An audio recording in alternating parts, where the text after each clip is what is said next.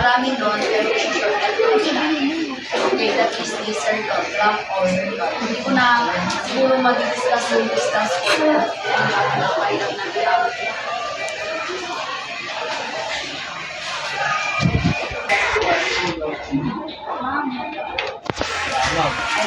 Ay, naku. Gago. Badyan. Okay, sector. So, what comes to your mind kapag sector? Yung sector natin, alam na natin. What comes into your mind? Thinking of sector. Anak, sector. Diba sa alam ng Pangasinan, sector, tama? Okay, pag ilalagay natin sa circle yung sector, okay, yung sector. So, pag ilalagay, diba ito, nakakatay yung budget, diba na ilalagay natin, yung budget natin dapat malaki. Yung pangluho natin, ito, ilalagay natin. Tama ba? Okay. So, ang tawag natin sa each part, Sector. pag each part ng sector, sector ang tawag yan. Tama? Sector. So, sector, so what is sector now?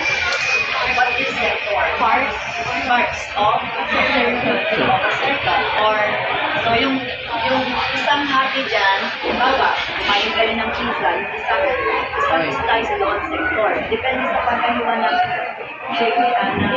pizza, no? Okay, pag nangkarin siya sa sector, pag ganyan, sector ang tawag yan, tama? Okay, so this is the region bounded by an arc.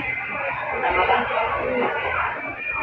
So sector, this is the region bounded by an arc and the segment joining its elements. Okay. So naiintindihan? Maliwanag ka na? So this time, we are going to solve the area of a sector. Okay. So this is, halimbawa, yan. I have here circle C. So we have sector ACB. ACB now is the sector. Okay, this is the sector. And what is the area of the sector with the given intercepted arc and given AG? Okay. Now this is the formula to find the sector of a circle. Yeah, area of a sector. So area of a sector is, ano yan? That is the proportionality of an arc to the whole circle. To the whole circle. Okay. So yung arc, intercepted arc yan, over this. And then pi r squared, this is the area of a circle. Pi r squared, yan yung area ng circle. Diba na? Okay. So, example number 1. What is the area of a circle? So, complete yung given natin. We have the radius and we have also the intercepted pi. So you are going to substitute 60 degrees in, okay, and 10 centimeter in, yan, maliwanag. Okay, so what is the common factor between 60 and 360? What is the common factor between 60 and 360? 60. Ano yung common factor ng 60? 60, tama. Narinig ko na pala, 60. So therefore, what is the simplest form of 60 over 360? Ano yung simplest form ng 60 over 360? You divide by 60 of numerator and denominator 1 over 6 times, what is the square root 10? What is the square root 10? 10 square.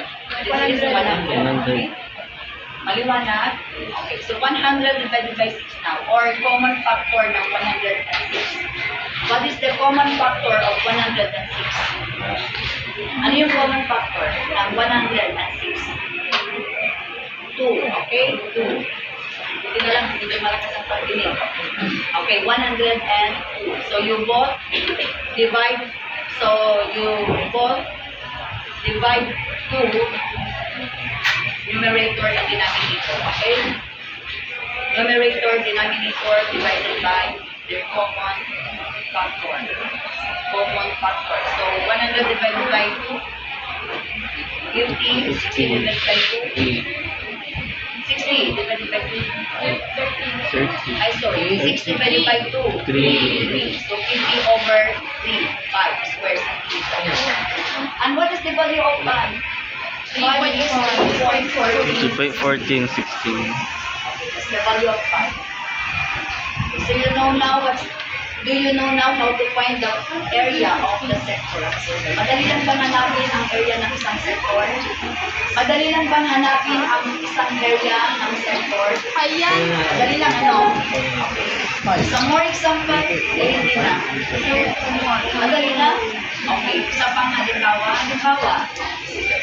Circle yan. 5. Circle yan. Center. So you have 5. 90 degrees yan. 90 degrees is the measure of 5 centimeters. So what is the area of the sector? Area of the sector. So kunin mo muna yung proportionality of the arc to the whole circle. So 90 90 over 60. multiplied by 5 Five. times the radius is 5 centimeters. Maliwanag, anak? Naiintindihan? Okay. So, area squared pala. Sorry. So, what is the common factor of 90 over 60? 90. So, this is 1/4. Tama ba? 90 degrees and 1/4. 5 square of 5 is 20. 19 yan. Okay. So, therefore, 25, but anong common factor ng 25 over 4? Wala mo. Wala. Okay. So, ibig sabihin, 25 over 4, 5 square centimeter. So, madali. Madali lang siya? Madali lang siya na? Medyo. Madali lang? 25. Okay, so walang common factor ang 25 and 4. So, balik na tayo. So, naiintindihan na lang. Very clear? Very clear. Okay, so, since it's clear now, we proceed to another topic. Okay, sa balik natin yan eh. Okay? Gago. Pagka sa Monday, magbibigyan ko ng quiz. Quiz. Ang content ng quiz nyo, sir, angle relationship, angle relationship ano yun? Segment relationship and ito. Okay, ito na. Sandali na. Hindi ako nakapag-principal lang. So, ginawa niyo ba yung secret niyo? Yes, ma'am. Yung outside the circle, ganito rin. Word pa lang yun. Ayan ang mga shade. Yung isang Jory Jason. Ganda pala mo po dito. Kasi yung gabay, hindi na po ito. Nakalino na kayo po sa kalita. So next topic is the segment of the circle. So what is this? This is the figure. Yan. Okay, segment of the circle. Pag sinabing segment, ano? Ganun circle. Sigma. Okay, ito yung tinatawag natin segment. Sector. Segment. Segment of a circle. So how to find the Dito, area kalbo. of the segment of a circle? A. Siyempre, kunin mo muna yung area ng sector. Kunin mo muna yung area ng sector minus the area of a triangle. Okay? Ngayon, ang kukunin ko lang yung right triangle kasi yung right triangle may base and may height. Pero kapag hindi right triangle yan, hindi pwedeng gamitin yung base and height dahil kapag-scope doon. Since maraming topic, so ganito na lang muna simple lang as long as you know how to find the area of the triangle. Ay, how to find the area of the segment. Tama? Okay. So, pag kukunin mo sa segment ngayon, area of the sector minus the area of the triangle. So, naiintindihan? Di ba, slice sector yan, tama ba? Okay. So pag kukunin mo yung area na to, part na to, syempre kunin mo yung lahat sa sector, i-minus mo yung area ng triangle, ang makikita sa segment. Naintindihan? Okay. So therefore, area of the segment is equal to the area of a sector minus the area of a triangle. Naintindihan ulit? Maliwanag ka na? Okay, yes. Okay. So, sector tayo, area ng sector. So, arc over 360 degrees times the area of the circle. So, what is arc? Ano yung arc natin ngayon? Okay, bakit 90 yan? Central angle yan, tama? Central angle is equal to its intercepted arc. So, 90 over 360 multiplied by 5 times 6 squared. Naintindihan, anak? Okay. So, 90 over 360 is 1/4. Tama ba? Square of 6 is 36. So, 36 divided by 4. 36 divided by 4. 9. Okay, so we have 9 square centimeter. Maliwanag? Okay. Kunin natin si area ng triangle. Okay, di ba yung triangle natin, ganyan yan. So, 90 degrees yan.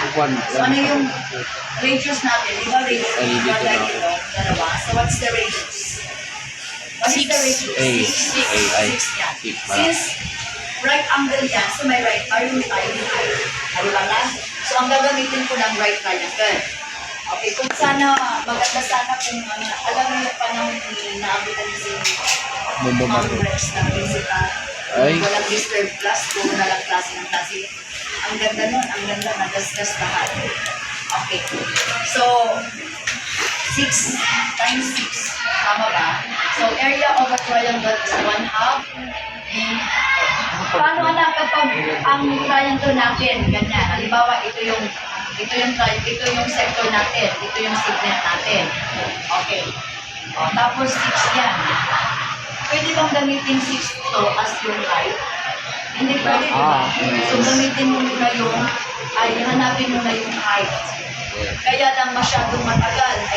Kaya lang, pag i-discuss ko kayo, hindi ko na ma-discuss yung isang topic. Maliwanag? Okay. Ang ginagawa ko na lang para at least makalabit yung topic, ini-introduce ko na lang. At least nakalabit natin yung topic. Ang dami pa natin yung pinag-discuss naman. Marami pa talaga. Pero wala akong magawa. So, ang gagawin na lang, ang gagamitin ko lang si right triangle. Okay? Ang gagamitin ko na lang sa segment, right triangle. Naintindihan na natin. Okay, yung mga makikipag-contest na lang siguro, kailangan kong i-introduce niya kasi most probably, ginagamit ito sa word problem. Kung sino man yung makipili ko, i-contest naman. Ako. So, therefore, what's the area of a triangle? 1/2 BH. 6 times 6 is 36. What is 36 divided by 2? 18. Tama? Naintindihan niyo yan? Yes. Maliwanag kahit mabilis yung animation niya, but okay lang? Picture mo, Steven. Ay, hindi sir, picture. Steven lang. Pa, yun ang kamay Ano niya. yung area ng segment? Pakit. Okay, so this is the area of a sector, tama ba? This is the area of the triangle, tama ba na? Okay. Kaya lang, hindi natin siya pwedeng i-combine kasi may pi. So yung pi, i-multiply na natin sa 9, tama? So what is pi? 27. 3.1460. So 9 times 3.1460. Calculator. Kalkalito. From dyan. O sige, ibigay ko na. 28.26. So 28.26 minus 18. 9. Niround off na kasi. 10.26. 10.26 square centimeter. So, do you know how to find anak? Okay. So, lahat naman, hindi naman lahat is yes ang Picture hard, mo. diba? Kasi kung tuturo ko lang, since magpabilisan na yung simple lang. Okay lang kasi yung anak. Selfie. So, pag magbibigay ako ng quiz, hindi na ako magbibigay magpapalit lang ako dun sa quarter exam. So, lahat ng mga binigay ko na ang radius ay hindi 90 binigay ko lahat ng 90. Naman. Okay? Para hindi na kayo mahirapan sa exam. Okay. May binago ako dun sa quarter exam. Binago ko yung quarter exam yun, second quarter, kasi marami talaga hindi na-discuss. Okay? So, sige. Gagamitin lang natin dito right angle. mahihirapan kayo na kapag gagamit pa tayo, malilito na naman kayo, masusunod naman ang tayo ng karamihan. So, okay na to. At least, alam nyo kung ano yung segment. Do you know how to find the formula of Do you know how to find the area of the segment? Yes, naintindihan? Yes. Okay. So, I think one example is enough. Enough na yung isang halimbawa. Okay? Naka-document Another naman. topic. Yay! Last tayo. Okay, last na. Marami sanang problem pero last na ha. Art left. Okay. So last topic na yan. Art left. So what is this iPhone ba art yan? left? Okay. Art left. Okay, if yung we are referring to the word time. Kaya lang pag nag-discuss, Bad boy ka, pag bad sa boy. art, anak, di ba ang ginagamit natin, ano yung unit ng art? Baduy. Ano yung unit ng art? Degree, tama ba? Okay. So kapag art left, we are going to convert the degree into that. What the fuck? So yan. Ito yung tinatawag natin art left. Yan. Art yan. Pag art, ang unit niya, degree. Pero kapag 40? art length, ang unit niya, syempre yung unit ng length, depende sa unit. Naintindihan? Okay. So paano anak? Halimbawa, okay, 45 degrees yung art length. Tapos ang radius natin dyan ay 6 cm. So what is the formula? Ano yung formula? Eh, parehas lang. Formula is art over Buti parehas lang. or the Nawala yung proportionality. square. Nawala lang yung Nawala yung ano. circle. Naintindihan? So ano itong 2 pi r? Yan yung circumference. 2 pi r is a circumference. Pag sector, syempre ang hinahanap natin area. Kaya area ng circle. Tama? Pag sa arc length naman, ang hinahanap natin yung length. Kaya i-multiply natin siya sa circumference. Naintindihan? Alam niyo ba kung ano yung circumference? Yes. Bilog. Ang bilog. Ang circumference, yung measurement ng Mismo curve ano. line.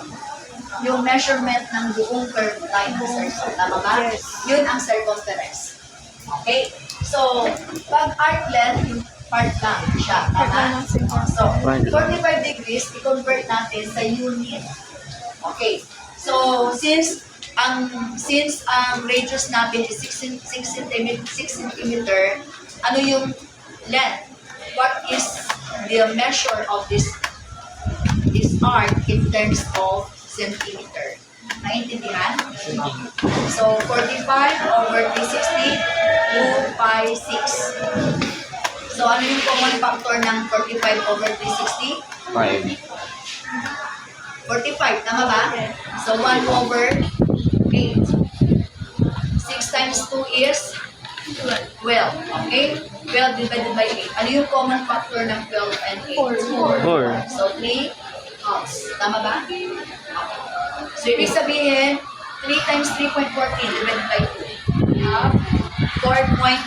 So, the arc length is estimated as 4.71. So, naintindihan? Maliwanag? Okay. Simpleng problem lang ang ibibigay ko. I-multiply natin sa Ano pa yung 5. sa 5? Pi is 3.1416. 3 times 3.1416. 3 times 3.1416 is 4.71. So, naintindihan? Paano yung tumang? Ay, sorry. Nakalimutan ko pala. 3 halves times 4.71. 3 halves times 4.71 yan. 3 halves or 1.5 times 4.71. 3 halves is 1.5. 3 over 2 is equivalent to 1.5. Tama ba? Paglagay sa decimal. So 1.5 times 3.14, 17. Estimated as approximately 4.71. Okay? Okay siya na? 4.71. Paano yung? Okay lang ba na kahit simpleng problem lang, at least nakalapit para makamove on tayo sa next topic. Okay. So, ang importante, alam niyo na kung ano yung sector, ano yung segment, at ano yung argument. Okay? So, gusto ko ulit magbigay ng another quiz. 3 times sa 5 Monday. divided by 2. Pero, Uy, 11.52 na. ano, tama na yung dalawa. Nag-iisip pa ako ito mag-discuss eh. Please. Steven. 3 times 5 So, divided by pahinga muna, wala mo ng silver. Ikaw, Vivi. Steven. Wala mo na ano, wala mo Time ng check. gagawin. Steven. divided Time by check. So, kung sakaling magbigay ako, kung sakaling hindi dumating si Pipito, okay. Pag hindi dumating si Pipito, Darating yan? sa Monday, kasi ang sabi lang, call ni Pipito. Sunday. So, pag hindi, pag nag-iba ng plan si Pipito, Nag-iba yan ng andas. mabait siya, May pasok tayo sa wala siya sa Prayer of the Orient, baka hindi ko na, uwi na, hindi na siya. Pero nandun na talagang papasok. Wow. Pagkasal na lang. Saluhin mo, Steven. Magbibigay ako ng isa pang quiz. Yung article ay Picture. Ang relationship. Mental relationship. At saka ito.